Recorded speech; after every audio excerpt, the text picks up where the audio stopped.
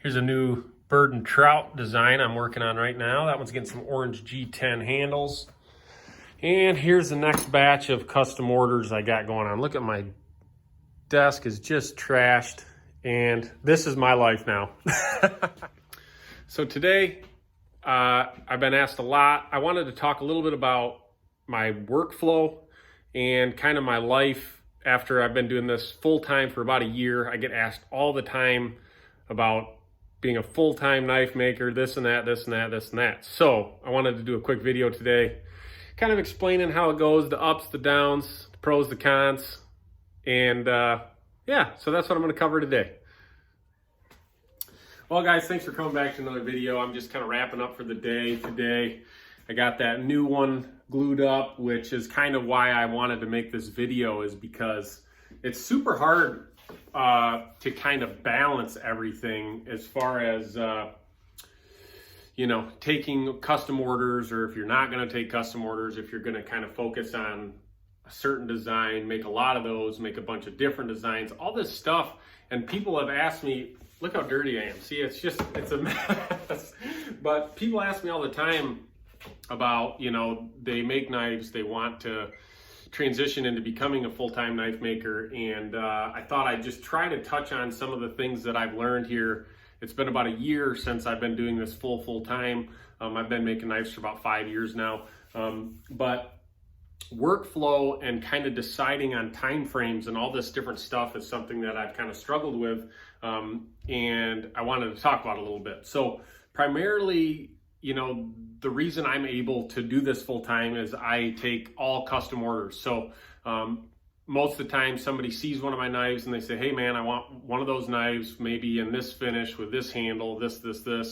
And that's about 95% of what I do. Sometimes people will draw up something and say, hey, can you make this? And I'll say, sure, let's do it. So that's one thing that has definitely changed since becoming full-time, is you can't really turn away work unless it's something that you can't do.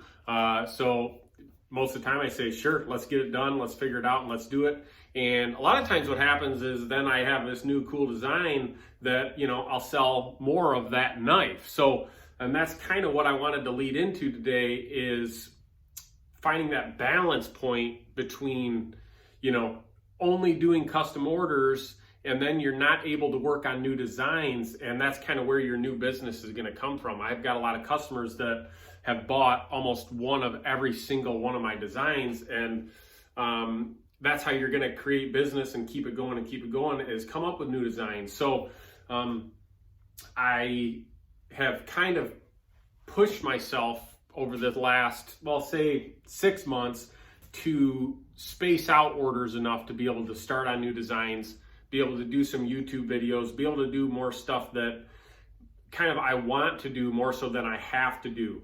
And that's a big part of being a full-time knife maker, is balancing all that stuff out. And what I've learned, and this is not a dig at anybody, it's awesome, but a lot of these guys that are full-time knife makers have, guys, I say guys, there's a lot of women that do it too, but they have their wife that has a great full-time job that brings in a lot of income. So that's another thing that's kind of interesting, is you can take advice from people that say, yeah, I'm a full-time knife maker, but my wife is a brain surgeon. So, you know, you're a full-time knife maker that does one order a month, and, you know, you're full-time because, you know, so that's something. It's not a dig at anybody. It's awesome. But so for me, my wife stays at home with our son, and I have to, you know, completely rely on me for income. So making the decision to be a full-time knife maker wasn't super easy, but you know, I'm doing it and it's working out good. Like I said, it's stressful at times. I push myself a little bit too much at times as far as scheduling these orders.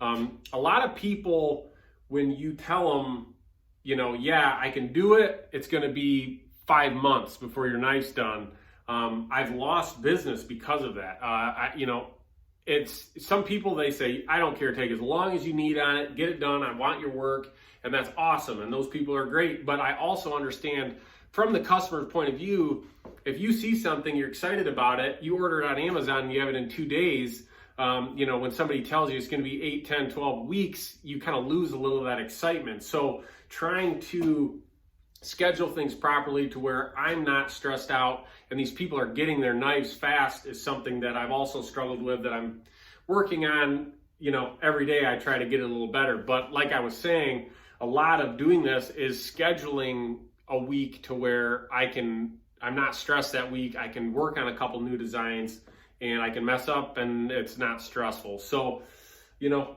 it's all a balancing act, and it's taken me time to figure it out. And, you know, knock on wood, as of right now, I've never been late on an order that I've told somebody. And I kind of try to take some pride in that, because a lot of people don't necessarily do that. But as far as my, I wanted to talk about this a little bit. As far as my workflow goes and what I do to try to stay on top of stuff is so for example, right now I probably have 30 knives or 40 knives that are already on order. And what I do when I take an order is I go over every detail with the customer, as far as what blade, what handle, every aspect, and I just take a small deposit. And some people go back and forth on whether this is the best thing to do. If you don't take a deposit on a knife and you're booking something out 12, 15 weeks, I think people are less likely to stay motivated to buy it. So I just take a small deposit, like $50 normally is what I take on a knife, to make sure those people are serious and cover a little bit of the material expenses as well. And I just take a little deposit, then once the knife's ready to ship, I take the rest of the payment. So for example, something I've realized that burns me out is if I have 20 knives I have to make, and I decide, I get done with a batch of knives and I say, okay, let's start on these next 20 knives.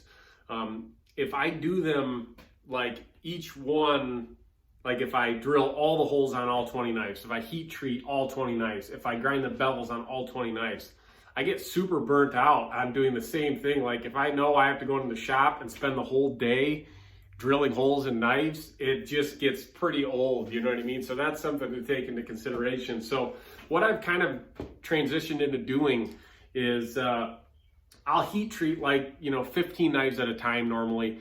15 orders at a time. I try to throw a couple of my designs in there every time I do it, just to see if I like them or not and mess around with that.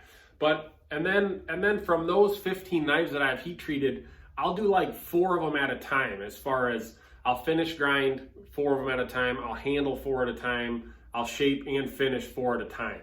And that, for me at least, it makes me not go insane and feel like, a factory job kind of, where you're just the whole day you're doing one task, and that just wears me out. So that's something I've kind of had to figure out and learn. Like I said, 3 or 4 knives at a time, get through them, go back, start on your next order, and just check them off as you go.